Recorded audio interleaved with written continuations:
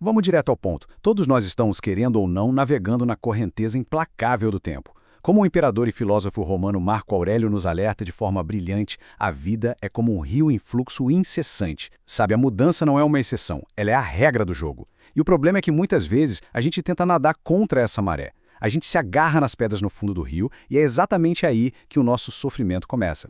E é por isso que, nesta nossa exploração visual de hoje, o tema não poderia ser outro: tudo flui como um rio. O nosso objetivo aqui é encontrar uma maneira de navegar por essas águas turbulentas da vida moderna usando uma ferramenta antiquíssima, mas que é incrivelmente prática, a filosofia do estoicismo. A gente não vai ficar só em teorias abstratas, tá? Vamos descobrir como os antigos construíram um verdadeiro mapa do tesouro para a resiliência emocional. Entrando na nossa primeira parte, a natureza da impermanência. Essa mudança constante que a gente falou é uma lei universal e, por ironia do destino, costuma ser a principal causa da nossa ansiedade. Nós perdemos empregos, relacionamentos terminam, a nossa saúde oscila. O rio flui e arrasta as nossas expectativas junto. Mas e se a gente pudesse usar essa mesma tempestade para nos fortalecer? Pensa na história de Zenão de Sítio. Ele era um mercador que literalmente perdeu tudo. Toda a fortuna dele, que era investida em uma tintura caríssima, foi para o fundo do mar Mediterrâneo em um naufrágio. Um desastre absoluto, né? Mas em vez de se afogar no desespero, Zenão percebeu que o mar tinha levado a riqueza dele, mas de jeito nenhum poderia levar a mente dele. Essa tragédia foi o estopim para o despertar filosófico e a fundação do estoicismo. Isso prova para a gente que os ventos mais violentos podem, na verdade, nos empurrar direto para o nosso verdadeiro caminho. Avançando aqui para a segunda parte. A promessa de eudaimonia e uma vida que flui suavemente. Mas afinal, para onde esse caminho todo nos leva? Leva direto para a promessa central da filosofia estoica. O grande segredo aqui é entender um conceito formidável chamado eudaimonia. E detalhe, não confundam isso com um bom humor passageiro ou com aquela alegria de final de semana. A eudaimonia é uma condição contínua. É basicamente a arte de prosperar e viver da melhor forma possível, construindo uma qualidade de vida que nada consegue abalar. O próprio Zenão descrevia isso de um jeito super simples, uma vida que flui suavemente. Aconteça o que acontecer lá fora. A própria raiz da palavra já entrega o ouro. Eu significa bom e daimon significa espírito interior, ou a nossa faísca divina. O estoicismo joga pra gente um desafio muito prático: fechar aquela lacuna entre quem nós somos no momento presente e o nosso eu mais elevado. A gente atinge essa tal de eudaimonia quando as nossas ações diárias se alinham perfeitamente com o nosso potencial máximo. É dormir com a consciência totalmente em paz, sabendo que fizemos o nosso melhor. Então, enquanto a vida é aquele rio incontrolável ou a tempestade que bate na gente, nós precisamos ser como uma árvore inabalável no topo de um penhasco. Pensa bem, nenhuma árvore cria raízes profundas num vale tranquilo e ensolarado. São os ventos fortes que forçam a árvore a apertar as raízes na rocha. O estoicismo não promete um céu azul todo dia. Ele é, na verdade, um baita treinamento de resiliência emocional, ensinando a nossa mente a se enraizar tão forte que rajada de vento nenhuma vai conseguir nos derrubar. O que nos leva à nossa terceira parte, focando no que controlamos, a famosa dicotomia do controle. E como a gente cria essas raízes na prática? Através da divisão mais clara e libertadora que existe. De um lado, temos as coisas indiferentes, riqueza, a opinião dos outros sobre nós, doenças que aparecem do nada, o clima lá fora e, claro, o passado. A gente simplesmente não controla nada disso de forma absoluta. Do outro lado, temos o que depende de nós, as nossas escolhas de agora, os nossos valores e as nossas intenções.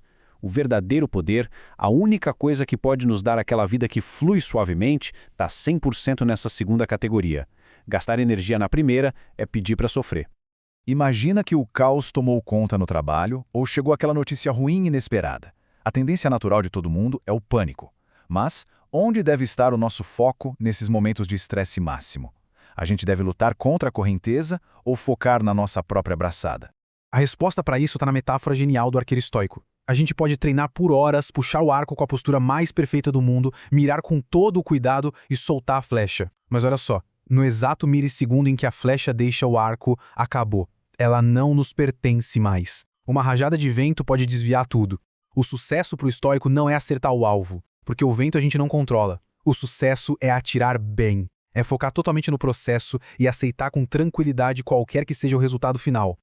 Chegamos então na quarta parte, a arte da aceitação e como abraçar o destino.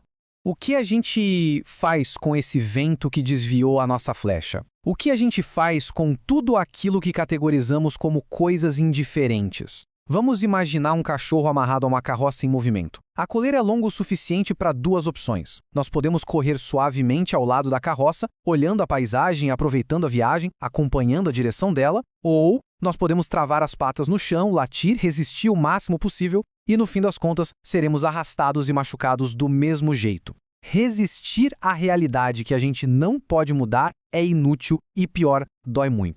Quando a gente junta todas essas peças, chegamos no triângulo da felicidade estoica. No centro de tudo está a eudaimonia, o grande objetivo. Para chegar lá, nós precisamos viver com areté, ou seja, expressar a nossa melhor versão a cada instante. E como a gente sustenta isso? Assumindo total responsabilidade pelas nossas próprias respostas internas e focando só no que a gente controla. Na hora em que a gente para de culpar o mundo lá fora, a verdadeira liberdade aparece.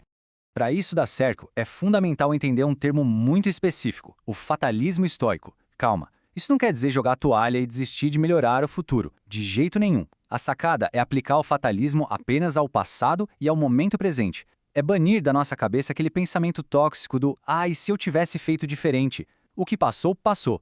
É o exercício diário de querer que a realidade seja exatamente do jeito que ela é agora, parando de brigar com o universo e aceitando os fatos com elegância.